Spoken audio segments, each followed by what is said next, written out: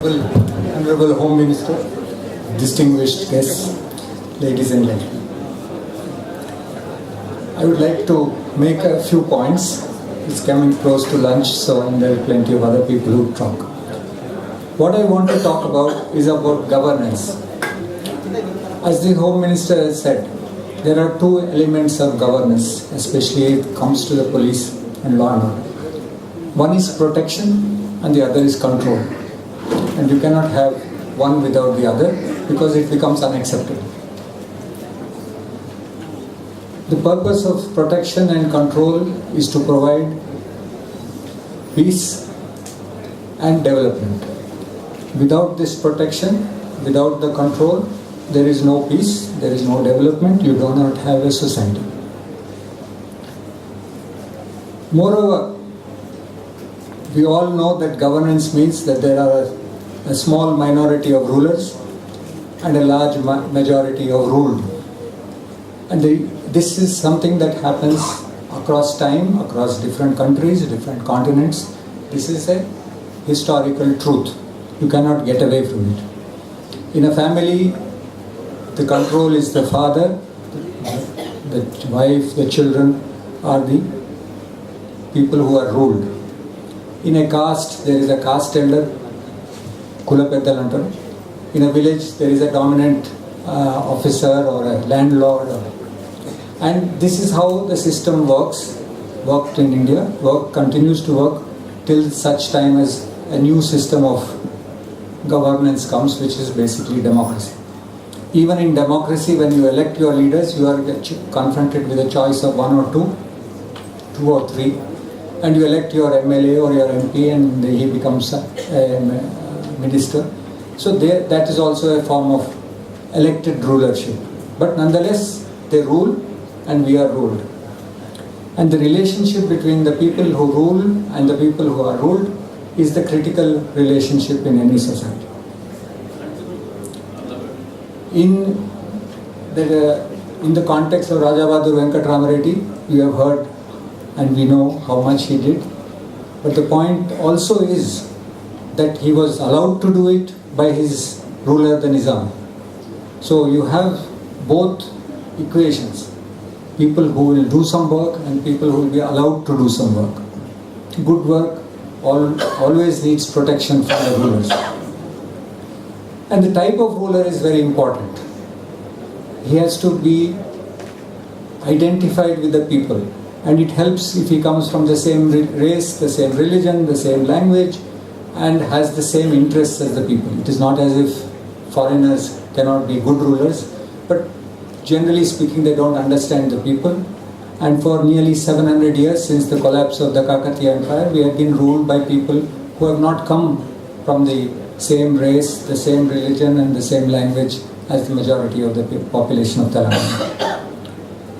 Telangana in these 700 years had self-rule for only 4 years, between 1952 and 1956.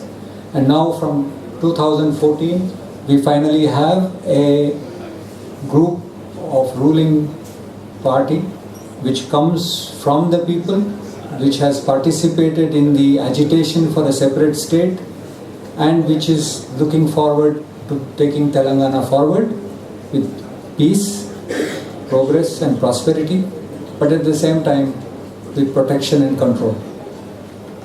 How is this going to be taken forward? That is the question. This party, the TRS, which is the ruling party, does not have a high command in Delhi. The high command is here in Hyderabad. The question is, are you going to rule Telangana out of Hyderabad? Or are you going to rule Telangana out of the districts? Or are you going to rule Telangana out of the villages? It is important that people know their rulers face to face. That is why in the past, the family, the caste and the village was a governance system which people understood because you knew who your rulers were, you met them every day, you knew who their names were. Now, as the distance between the ruler and the ruled get further and further, there is a major gap, and that gap becomes very difficult to manage. So my plea, and I have written elsewhere, that within the constitution you have a council of ministers. The constitution says there shall be a council of ministers. It does not say that there should be a minister for home or a minister for social welfare or a minister for commercial taxes or whatever. It says a council of ministers. Why not think of a council of ministers where the ministers are district ministers? They are appointed to a district, they come from that district and they form the council of ministers. And in the district they exercise all the powers that a chief minister would exercise in the state. And he stays in the district. The IAS officers are there, IPS officers are there. He looks at the budget of the district. He gets funds from the state capital. He has expenditure. He controls administration. He controls projects. And therefore, in a sense, he knows his district because he comes from that district. The district knows him. He is accessible. He then reports also to the state government, which consists of a very small cabinet of 3 or 4 people, including the chief minister. One will look after administration, the other with revenue, and the other with expenditure.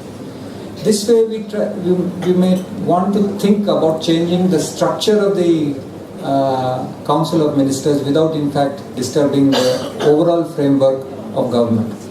This is an idea, but the idea is very simple. How do you take government to the people? How do you take government into the districts, into the villages? And that, I think, is the essence of the argument. We had the 73rd, 74th amendments.